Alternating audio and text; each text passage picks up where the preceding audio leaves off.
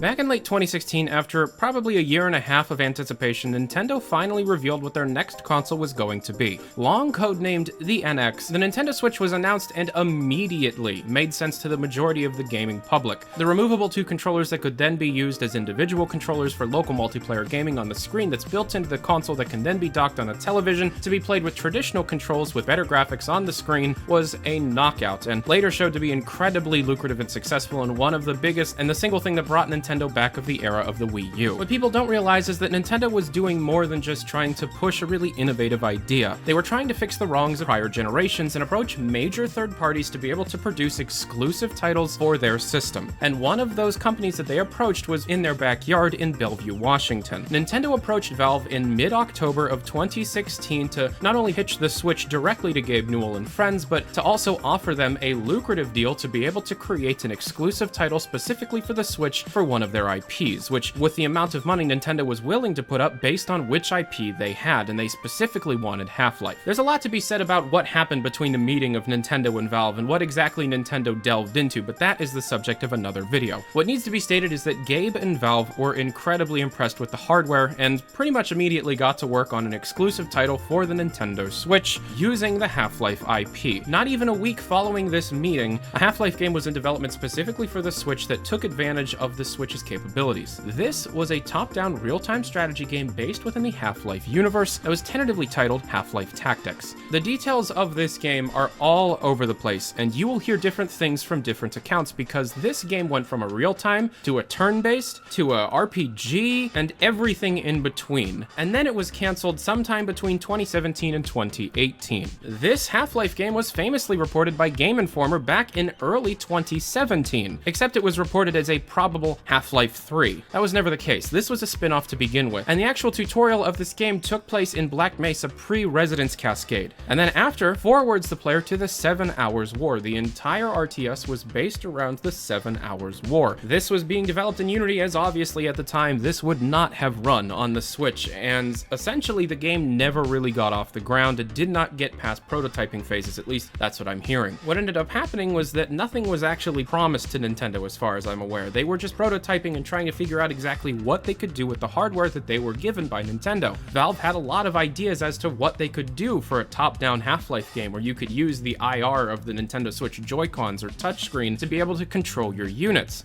What was funny is, as far as I'm aware, no one at Valve actually knew what Lambda Wars is. It's the game you're looking at right now, an actual fan-made Half-Life real-time strategy game made in the Source engine and has been around for over a decade. They were making something very close to this to begin with, just with the amount of polish that a Valve budget can bring. And not only that, but there were quite a few people that wanted to work on a project, not only for Nintendo, but a project connected to the Half-Life franchise. Half-Life Tactics is a game you've probably heard someone speak of, because the rumors of the game have been tossed around the community for years. And the seed of the idea started with a Nintendo and Valve proposed partnership back in October of 2016. And as far as I'm aware, this game is not in development anymore, and unfortunately, there is not a whole lot that can be said about it. To sum up, Nintendo approached Valve, offered a lot of money for a Half-Life game exclusive to the Switch, and Valve a week later started on something called Half-Life Tactics, which started as a real-time strategy game based around the 7 Hours War with a lengthy tutorial taking place in pre-Residence Cascade Black Mesa. The player would be allowed to pick to play as scientists or rebels, and based on which one you play, you have a different storyline. They also wanted to be able to end the game with a teaser trailer for Half-Life 3. This obviously raised some red flags for a lot of the senior staff at Valve, as they knew they could not make promises of this, but one of the major things that they wanted to do